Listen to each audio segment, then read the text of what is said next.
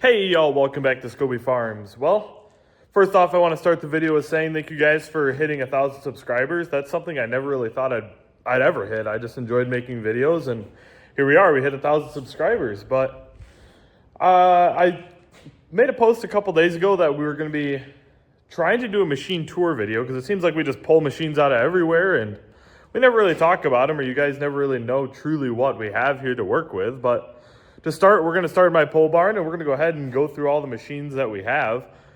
This video might be a little bit out of order, speaking we already started planting some soybeans, and we already planted the oats, so we have videos for those coming out here soon. But thank you guys for watching. We're going to go ahead and go through all the machines we have, and hope you guys enjoy the video. Over in my pole barn over at my house to start, we got our Massey Ferguson 1359. This we ended up buying just a couple of years ago. We did hay for about a year with a New Holland, just regular hay bind.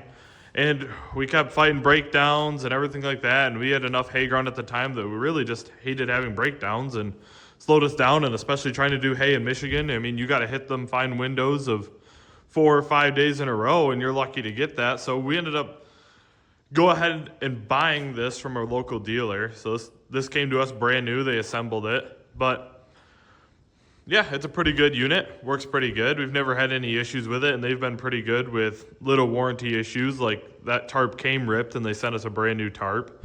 But we just go ahead and rock that for now. But it's definitely been a pretty good mower for us, and definitely does everything that we ever needed it to. Secondly, right next to it, we went ahead and got a Massey Ferguson tedder. We did hay for 2 years without really having a tedder, and everybody in the area had a tedder. And the old timer we used to do it with, he never used a tedder. We finally said, you know what? We're going to go ahead and buy a tedder. Everybody seems to be using them and is making a lot better hay than we are and a lot faster. So we went ahead and ended up picking up this unit. She's been a pretty good machine. We wish we would have had a 4-basket, but a 2-basket does the job. This one's kind of nice because it doesn't require any hydraulics. Anything that we have can tow it, and we don't regret buying this at all. If you guys are doing a small hay operation, we definitely recommend getting a tedder as soon as possible. Just makes better hay and makes better use of your time, and definitely a game changer.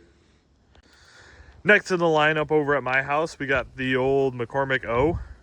It isn't truly an OS. The guy I bought it from had those decals on it, but this is the first gas tractor that I ever bought, and I ended up doing in previous videos, you guys have seen it run. But it's recently had a little bit of issues. It runs kind of goofy and it leaks coolant, but besides that, it's a pretty fun tractor. Me and my cousin like our antiques and goof around with them and take them to fairs and steam shows and other stuff like that. But it's definitely a fun little tractor to have around. I think that's it for over here at my place. We're going to go ahead and move on to the cow barn. We have a big giant barn that we plan on building with my uncle that's in the works, and it's going to be pretty sweet, and it's going to be cool to have kind of all of our stuff in one spot and have our own shop to do things in, and we're very grateful for that opportunity. Over here at the cow barn now, trying to stay out of the wind the best I can to give you guys the best audio, but that's the fertilizer spreader we've been using. That's just a rental from the local elevator, but we got a hay wagon. That's nothing special. I'll try to keep the talking to a minimum on some of the dumber things because nobody wants to hear me ramble about a hay wagon for 5 minutes. As you guys know, we have our beloved 4400 that sadly failed on us due to a bearing issue last fall. But as you can see, we have a counterpart to them now. We went ahead and picked this up down in Ohio, and the head is over there in the corner. But besides that, sadly, both of these units have been sold. We're just storing them for a guy we know, but right now they're both sold, and we have something planned for the future, so you guys got to stick around for harvest and see what we come up with. This combine here definitely has a place in our heart because it's the first thing that ever really got us crop farming. I mean, we decided one day to ask a guy in Facebook Marketplace what he'd take for it, and the next day we ended up going on Christmas Eve and went all the way down to Ohio and got it. But besides that, it's for being a 4400 and as old as it is, it's been a pretty solid unit for us. It doesn't, I mean, you ain't going to get acres done like the neighbors do with their S-Series combines, but besides that, it's been a very good combine to us, and we can't complain too much about her. We ended up picking up 2 Kilbros 400 gravity bins. These are just the big old center dumps, but that's hopefully how we're going to move grain this year, so we don't have to borrow the neighbors' big bins that we borrowed last year. Hopefully these work out all right. All the tires hold air and everything works on as they should, so it should work out fine. To finish this barn off, we got a Kilbros 350 and then our better hay wagon that's currently being used to store some seed bags for now to keep them out of the weather. Then we have our manure spreader down there right now. That was just used to spread some of the poop on the oat ground that we put in, but besides that, that one's kind of poopy to talk about. What a comedian. Next, we have our lineup of tillage equipment. Not a whole lot to talk about here, but we got our 2 chisel plows. We got the old field cultivator next in line that we used to use, but haven't used it in a while. It works good with a couple of the antiques, but it's not that big and it doesn't do the job we really want it to. Then we have our disc. That's got rolling baskets in the rear, and that works pretty good for chopping up corn stalks and other stuff. And then we recently acquired that field cultivator not too long ago. My cousin went and bought it, but we're not too sold on that one yet. We'll see what happens with it. Now we can go ahead and start talking about some of the more interesting pieces of equipment on the farm rather than just plows and other odds and ends. To start off doing some of our tractors, we got the 4430 hooked up to the 5100 case grain drill. This has been a pretty good unit for us. This tractor has been really awesome. We went and bought it from DeKalb County, Illinois. It ended up having a pretty good trans failure early on that cost us a decent amount of money to get fixed. But besides that, it's been a very good tractor, very clean burning engine. It could use injectors, but besides that, it's been a very good tractor for us. We used to use it for a lot of tillage. Now that we got some other things lined up, this tractor's had its duals taken off, and it'll probably just be used for hay and some smaller jobs, and pulling the drill it does just fine. This drill we used for doing 15-inch beans, and we did some oats with it that you guys will see in a video coming out here shortly, but we wanted to get the machine tour out of the way before anything too crazy happened.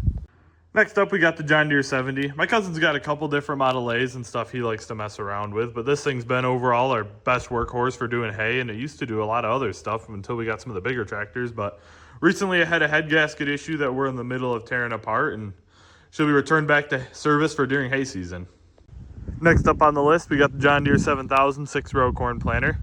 We plan to do some 30-inch beans with this, and then obviously all of our corn ground, but she's equipped with 2+2 and in-furrow fertilizer, but it's pretty solid. We spent some time now trying to rig up all the monitors and stuff to go into the other tractor we used to pull it with, but besides that, hopefully she does good this season.